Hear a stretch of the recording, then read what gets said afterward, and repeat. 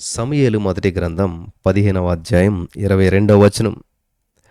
తాను సెలవిచ్చిన ఆజ్ఞను ఒకడు గైకొనుట వలన యెహోవా సంతోషించినట్లు ఒకడు దహన బలులను అర్పించుట వలన ఆయన సంతోషించునా?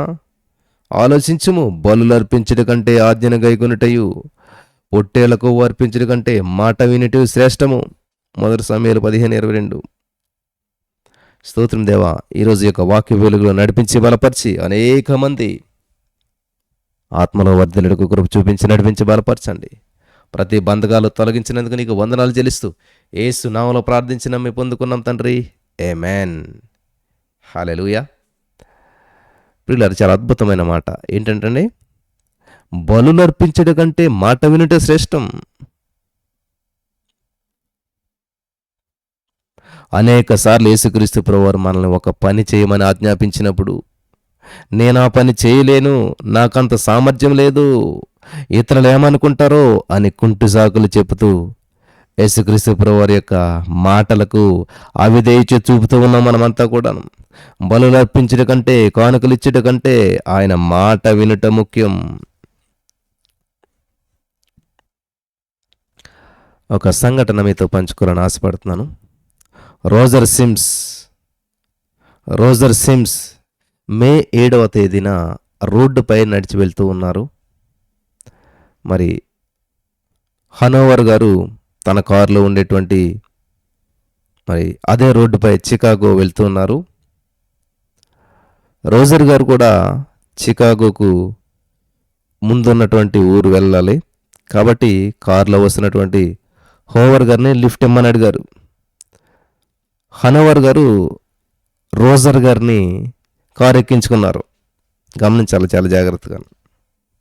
కొంత దూరం వెళ్ళిన తర్వాత ప్రభు యొక్క హనోవర్ గారికి సువార్త చెప్పమని చెప్పి రోజర్ గారిని ప్రేరేపించాడు. ఈ హోవర్ గారికి సువార్త చెప్పమని రోజర్ గారిని ప్రేరేపించాడు. సువార్త ప్రకటిస్తే అతను ఏమనుకుంటాడో అని చాలాసేపు మరి ఈ యొక్క రోజర్ గారు ఆ మాటకు లోబడలేదు. చివరికి ఏమైనా సరే దేవుని మాటకు లోబడవాలని చెప్పి అతనికి సువార్తను ప్రకటించారు. సువార్త విన్న వెంటనే హనోవర్ గారు కారు పక్కకు ఆపేసి మరి అతను కన్నీళ్లతో ప్రార్థిస్తూ ప్రభును అంగీకరించారు, రక్షణగా అంగీకరించారు. గంట తర్వాత రోజర్ గారు దిగవలసిన ఊరు వచ్చేసింది. హనోవర్ గారు తన విజిటింగ్ కార్డును రోజర్ గారికి ఇస్తూ, మీరు చికాగో వచ్చినప్పుడు మా ఇంటికి రండి అని ఆహ్వానించాడంట ఆయన. 5 సంవత్సరాల తర్వాత రోజర్ గారు చికాగో వెళ్ళవలసినటువంటి అవసరం ఏర్పడింది. హనోవర్ గారిని కలుసుకోవాలని చెప్పి ఆయన ఇచ్చినటువంటి విజిటింగ్ కార్డు ప్రకారం ఆ అడ్రస్కి వెళ్ళారు. ఆయన ఇంటిని సమీపించి ఆ గేట్ మ్యాన్ని హనోవర్ గారు ఉన్నారా అని అడిగాడు. గేట్ మ్యాన్ అమ్మగారు ఉన్నారా అన్నాడు. సరే, 50 సంవత్సరాల పైబడినట్టు ఒక స్త్రీ వచ్చి, మీకు మా వారు తెలుసా అని అడిగింది. అందుకు రోజర్, 5 సంవత్సరాల క్రితమే 7వ తేదీన నాకు ఆయన లిఫ్ట్ ఇచ్చారు.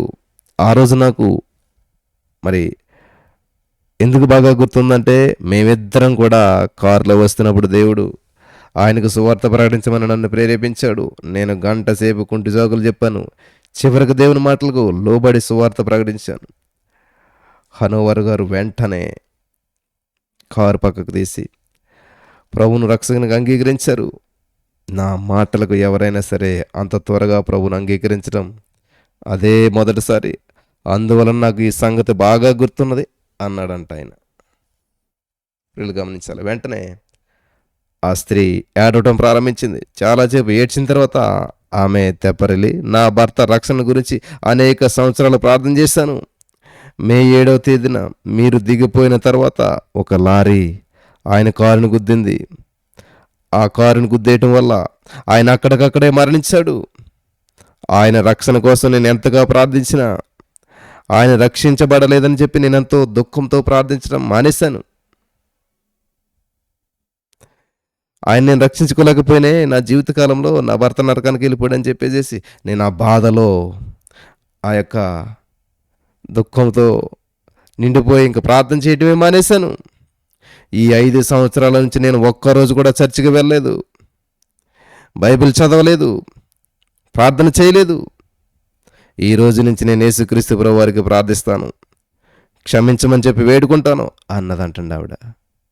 రోజర్ గారు తాను దేవునికి విధేయుడు అగుట వలన ఇద్దరిని రక్షణలోకి నడిపించి మరి వారిని దేవునికి కనెక్ట్ చేశాడని చెప్పి ఆయన ఎంతో సంతోషించాడంట. హల్లెలూయా, దేవునికి స్తోత్రం కలుగును గాక. ఈరోజు నీ మాటలు వింటున్న ప్రియమైనటువంటి సహోదరి స్నేహితులారా, కొన్ని విషయాలు మనకి పూర్తిగా అర్థం కాక చాలా తొందరపాటు నిర్ణయాలు తీసుకుంటాం.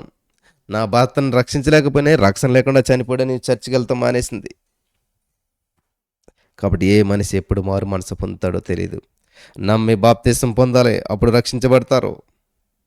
కాబట్టి ఒకవేళ మీరు ఇంతవరకు రక్షణ లేకుండా అజాగ్రత్తగా జీవిస్తున్నారేమో, ఏ క్షణమో ఏమవుతుందో తెలియదు. కాబట్టి దేవుని సందులో మనం ఎప్పుడు సిద్ధపడి ఉండాలి, రక్షణ పొంది ఉండాలి. హల్లెలూయా.